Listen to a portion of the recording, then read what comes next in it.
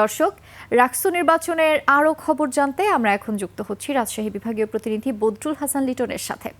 লিটন, নির্বাচনের প্রচারণা কেমন চলছে আমাদের জানান। জি, নির্বাচনা যেমনটি বলছিলেন যে রাজশাহী বিশ্ববিদ্যালয়ে কিন্তু সকাল থেকে প্রচারণা শুরু করেছে প্রার্থীরা, এবং প্রার্থীদের প্রচারণায় একটা উৎসবমুখর পরিবেশ কিন্তু এখন এই ক্যাম্পাস জুড়ে।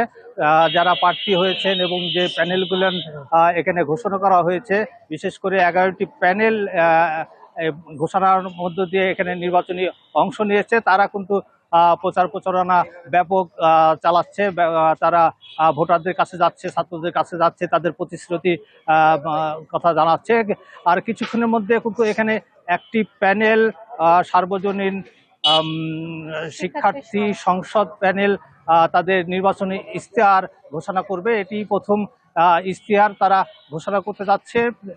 এই প্যানেলে নেতৃত্ব দিচ্ছেন একজন নারী প্রার্থী, তিনি ভিপি প্রার্থী এবং একমাত্র এই বিশ্ববিদ্যালয়ের রাকসু নির্বাচনের ভিপি প্রার্থী। এবং শুধু এখনই নয়, 63 বছরের প্রথম এই নারী ভিপি প্রার্থী, তিনি কিন্তু আমাদের সঙ্গে আছেন। আমি তার কাছ থেকে জানতে চাই যে নির্বাচনী ইশতেহারে আসলে শিক্ষার্থীদের জন্য তার নির্বাচনী ইশতেহারে কি থাকতেছে।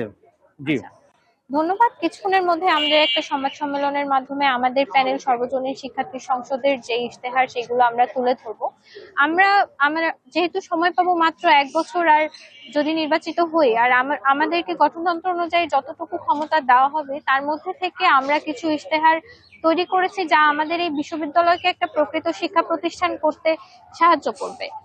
এই নিয়ে আমরা মূলত ফোকাস করেছি আমাদের একাডেমিক আমাদের শিক্ষা ব্যবস্থা আর আমাদের কর্মসংস্থানের মধ্যে যে গ্যাপটা আছে সেটাকে কিভাবে মিটিগেট করা যায়। আমরা প্রতিদিন ক্যাম্পাসে যে ধরনের সমস্যাগুলোর সম্মুখীন হই সেটা আমরা রাস্তায় হেঁটে বের করে সেটাকে আমাদের ইশতেহারের বিবেচনায় নিয়ে আসার চেষ্টা করেছি।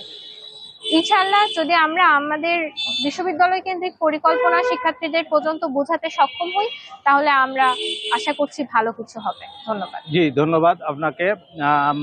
আর নির্জনা যেমনটি শুনছিলেন যে একটি ছাত্র বান্ধব একটি ইশতেহার তারা তৈরি করেছে, এবং কিছুক্ষণের মধ্যেই তারা সেই ইশতেহার ঘোষণা করবে সংবাদ সম্মেলনের মাধ্যমে। এই ছিল রাষ্ট্র নির্বাচনের সর্বশেষ পরিস্থিতি। লিটন, অসংখ্য ধন্যবাদ আপনাকে। দর্শক, আমাদের সাথে রাজশাহী বিশ্ববিদ্যালয় থেকে যুক্ত ছিলেন বদরুল হাসান লিটন।